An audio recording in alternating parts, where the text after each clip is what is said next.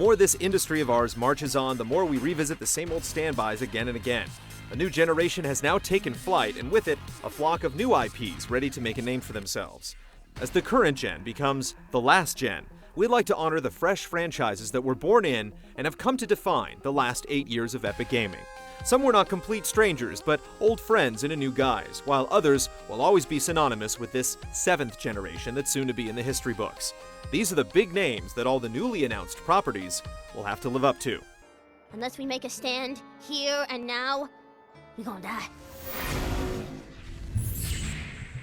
Nintendo sold millions of customers on their new Wii console by demonstrating the promise of motion controls with the Wii Sports Series. This simple and approachable game put Wiimotes in the hands of kids, seniors, and everyone in between. They golfed, boxed, played tennis, and of course, they bowled. Nintendo set a high bar for success that could only be matched by a sequel, Wii Sports Resort, which added new activities like swordplay and archery, as well as the Motion Plus controller add-on. With over 100 million copies sold, the Wii Sports series is in the company of Call of Duty when it comes to numbers.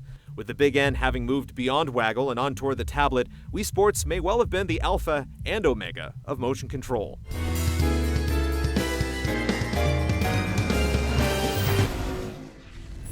You didn't think it would be easy, did you? The idea of putting Batman in a video game is not a recent thing, but the idea of that game not completely sucking bat balls is. The Dark Knight's triumphs are not just limited to comic book games, but any licensed material ever shoehorned into the interactive medium. Even without the cape and cowl to hide behind, the Arkham series is still one of the more refined examples of the stealth, the action-adventure, or the open-world game. Its counter-heavy style of combat has snuck into other current-gen releases, the voice acting is impeccable from Mark Hamill's Joker to the thug on a random street corner, and it has some of the best collectibles and Easter eggs in the business. Now that we may be getting annual installments, Arkham could continue to raise the bar for years to come.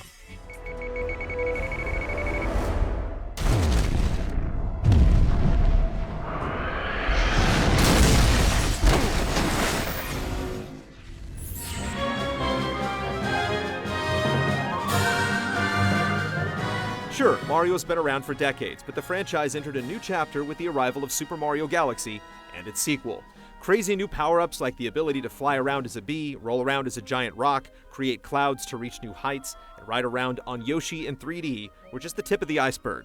What sold us was the new focus on gravity that altered the core platforming experience, delivering a new type of Mario game none of us could have imagined. Getting 2 3D Mario games in one generation was a special treat, one we hope Nintendo repeats on the Wii U.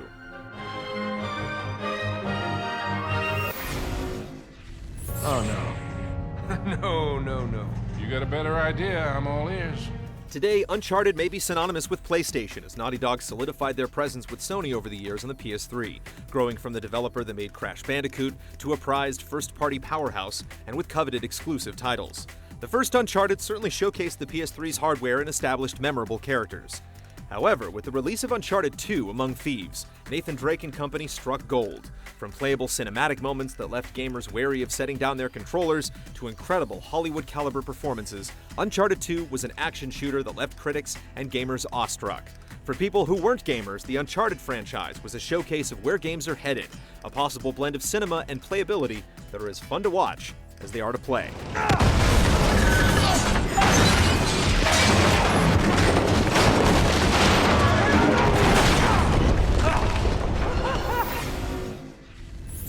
Enrichment Center regulations require both hands to be empty before any cake.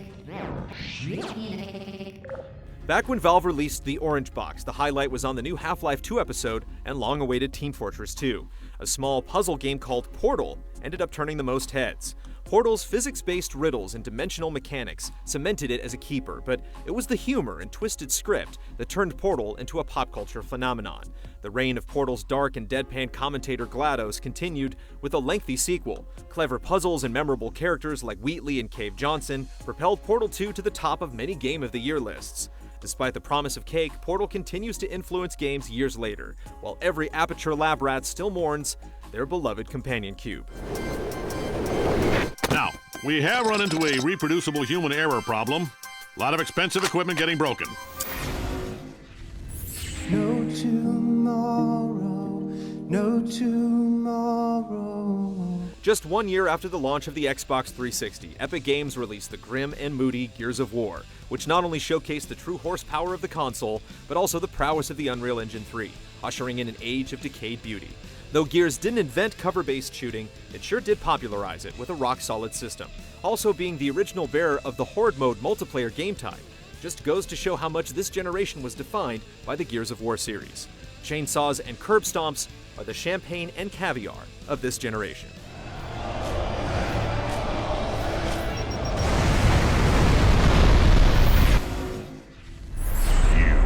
Are of the undead, forever without hope, forever without light. The soul knows neither ancestry nor publisher, so with Dark Souls and Demon Souls, the very twin humanities being so intrinsically intertwined, we're calling it a franchise, so deal with it. The series continues to offer punishing difficulty, deep mysteries, and a dose of obfuscation that has thwarted many an undead hero, and it's all the better for it. An intricate shield and wield, it proposed a secret new genre, teetering on the skeletal form of stat-driven RPGs, action-filled dungeon romps, and pure melee combat with ripostes and stamina systems. A unique online structure imports both threats and delights from other players, while pulling off the epic scope and detail of a single-player quest, along with the best emergent bits of an MMO. The Soul's presence is undeniable, though its own amalgamation of form and function seem to reflect more on the future of games than on its current peers. Adam improved every aspect of man except his character. Beautiful and twisted, the warped allegories that echo through the avenues of the sunken cities and floating cathedrals are a haunting, tremendous reminder of what the human imagination can accomplish. There's a hint of Jules Verne, but BioShock bolsters its own genre punditry with a touch of hard science and moral cavities. Powers and guns graduate to bewitching companions and quantum conundrums, as the power of set dressing compels you to scour every container to the point of being ridiculous. Yes, it's brazenly a video game, one that shows commercial and critical success are, of course, not mutually exclusive, but that also adding a dash of thought and an iota of philosophy can make a shooter worthy of doctrine, dogma, and discussions. Heads. Or tails. Come on, let me through. Heads. Or tails. I'm done being patient. Give me a name or I'll cut your balls off and sell them to a Krogan. Say what you will about its controversial third act, but there's no overlooking the service record of this definitive sci-fi space odyssey. A radical departure from the Dungeons, Dragons, and dice rolls of BioWare's past, Mass Effect redefined the notion of what a role-playing game could be. From its unique blend of shooting and storytelling to the decision-intensive travails of your personalized Commander Shepard, it has not only achieved the remarkable feat of holding the attention of gamers for an entire console generation, but also somehow finding a way to make the RPG sexy again, delivering BioWare's first real blockbuster in the truest sense, as well as one of the most memorable video game franchises in recent memory.